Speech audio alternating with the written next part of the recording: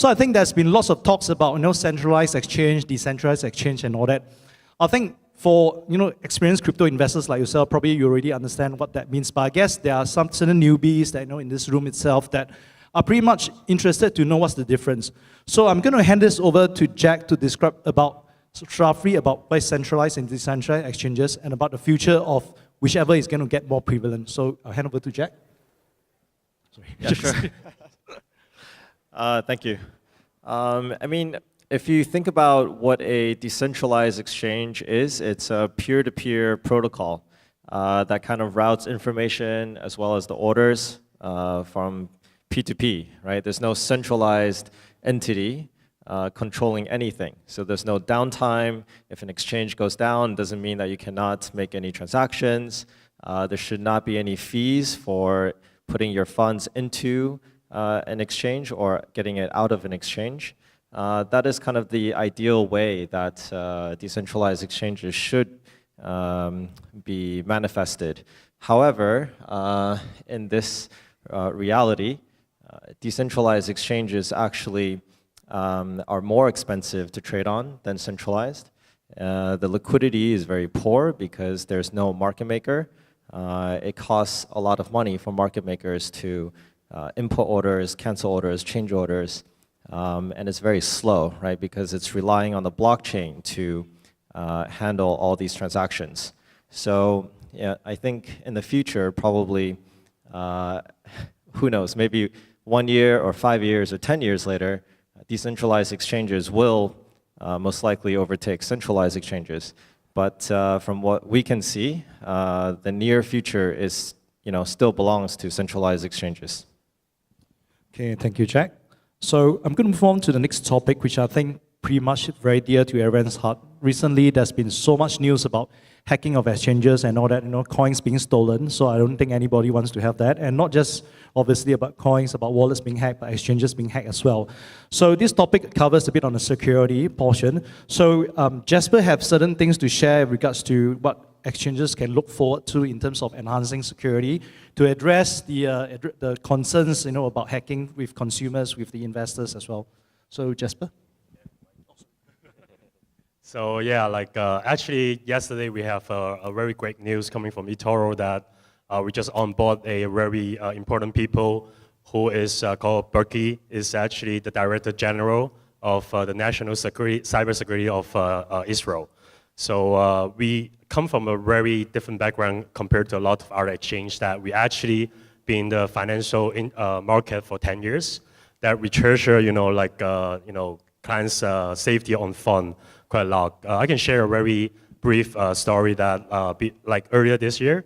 So we actually trying to find a exchange to acquire that we start to study a lot of small to medium exchange. And I can tell a lot of them, they didn't really consider how to safeguard those clients' crypto asset. So there's one company that we were dig deep that they didn't do any cold storage on a client's asset. And we were asking what is your plan on that? They said it's on the timeline. And right after 3 months, they got hacked.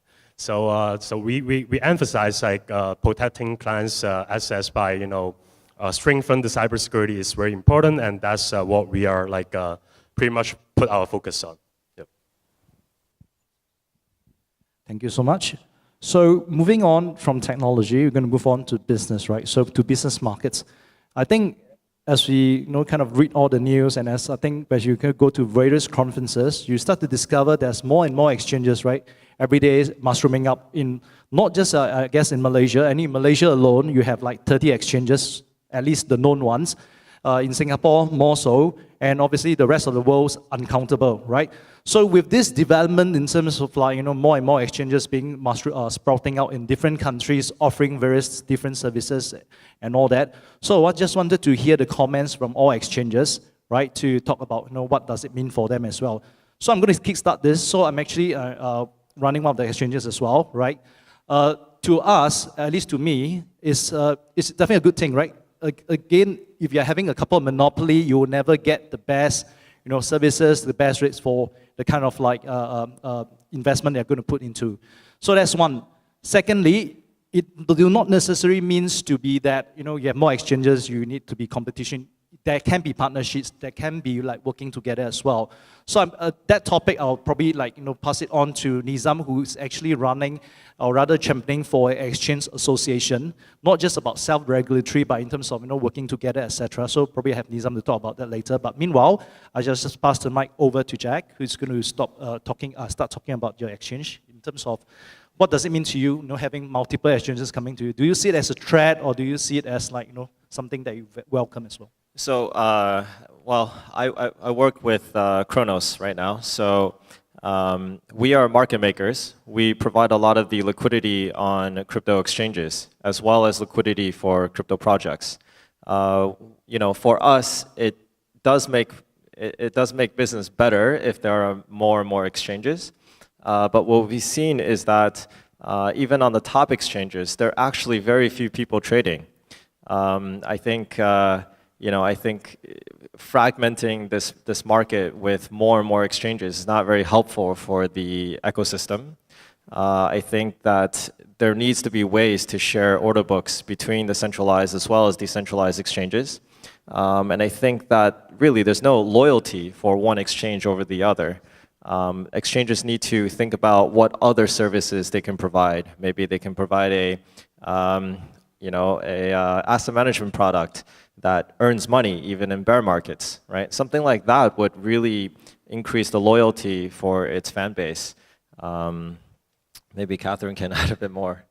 Yeah, can everyone hear me? Okay. Yeah, I totally agree yeah, with Jack's opinion. So from a consumer perspective, having the option of choice is obviously beneficial. You can pick and choose, but of course, it makes the consumer a lot more picky, right? You know, I want to pick the exchange that's right for my to help me grow my investment portfolio in crypto. You know, I want an exchange that's safe. I want an exchange that's fast. So on the business side, coming from an exchange's perspective, we see competition as good. Although we do understand that, yes, having more exchanges in the marketplace will actually create more liquidity silos. So it does make markets a bit more inefficient, but that's where we come into, as a company, to build a liquid platform to help aggregate all these different order books that exist globally. We feel that there's always a trade-off when it comes to, you know, servicing customers like yourself. People want speed, right? But we were talking about security before, where, you know, if an exchange does not have cold wallets, then they get hacked more easily. So for us, at Coin, we practice cold wallet storage. And it's always been a trade-off for us because we get customers screaming at us like, why can't I get my withdrawal process instantly? That's because we don't practice hot wallet storage. So again, it's a business risk decision for us. And we decide to be very conservative and practice security because it's core to our DNA. Over to David to give your comments. So I think everyone have addressed in terms of what they feel, you know, it contribute to the market in terms of competition, etc. So for yourself, what do you feel in terms of this development in the market, having more exchanges, obviously more choices for investors? How do you feel it will benefit the market and investors as well? I think both of them has covered a quite good point. Liquidity is an issue. Consumer side definitely is a good thing. For consumers, the more choices, the better. The more competition, the better it is. But I think there's one thing that perhaps we should also look into is from the regulator's perspective, right? From our conversation with regulators, the less players they have to monitor, the better it is. Because it's actually very, very hard to monitor a single exchange, let alone 30 in Malaysia. So, which is what's going on in Malaysia, right? Regulators are having a hard time to look into each individual exchange, diving deep into what they do. Do they do basic KYCs, you know, transaction monitoring, things like that? So I guess it's a question of balance. Too little exchanges, not good for consumers. Too many, not good for regulators. But of course, from an exchange's perspective, the less the better lah.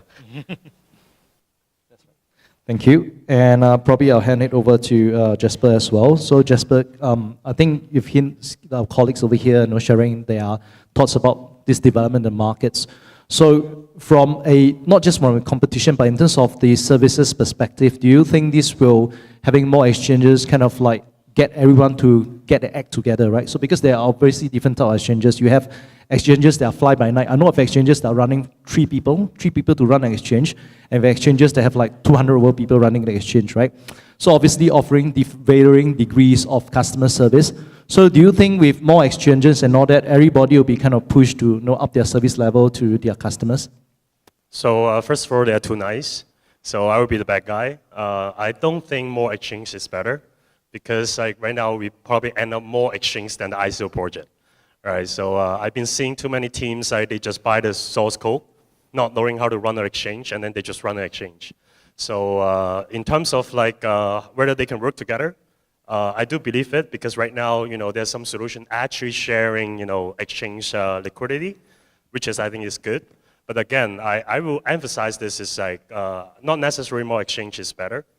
And I would predict like there will be less exchange towards the end of the year, because the regulator will kick in, the competition will be super high. Given this like bear market, they cannot really make money based on the transaction volume, right? I've been seeing a lot of exchange. The revenue is actually coming from listing token, not the trading volume, right? So without able to get money from the ICO project, without enough trading volume, a lot of exchange will die. So I think that the right trend is to get a lot more good exchange, and more clients will centralize those to those good exchange, and that will actually help the environment better, not to like too many bad exchange in the market. Yep, that's my opinion. That's very good. Thank you. And last but not least, to Nizam, who is actually again mentioning championing a exchange association. Have all the like-minded exchange coming together to work together as well. So I'll just hand it to Nizam to give his comment about this. Okay, I think the debate as to whether more is good is something for the market to decide eventually, right? I mean, we can postulate till the cows come home, but eventually the market will decide. It's no different from what we have seen in financial services. You talk about banks consolidating or broker-dealers consolidating. That has happened. But yes, ultimately, if there's a value proposition for consumers, that particular exchange will thrive. But more importantly, I think the more fundamental question is whether you want to see, when exchanges come together, people sort of push each other to raise the bar and eventually, invariably, benefiting consumers, rather than a race to the bottom, which is what we don't want to see, and that's what regulators don't want to see. So we did something quite momentous yesterday afternoon, so which is why some of us couldn't be here. And we thought of bringing the exchanges together to form some form of an association of cryptocurrency exchanges.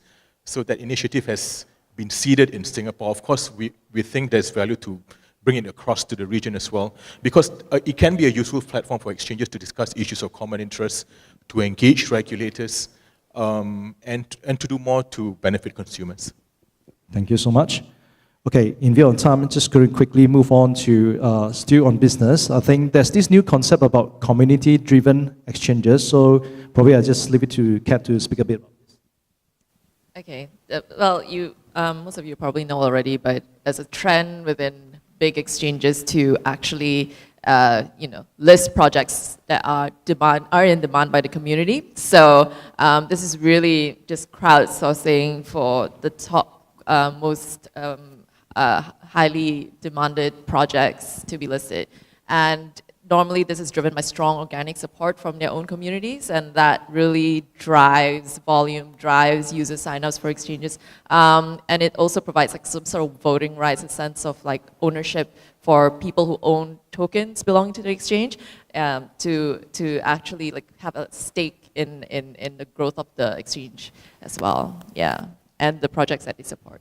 So I think votes can be bought, right? So how do you, as an exchange, differentiate between organic and non-organic?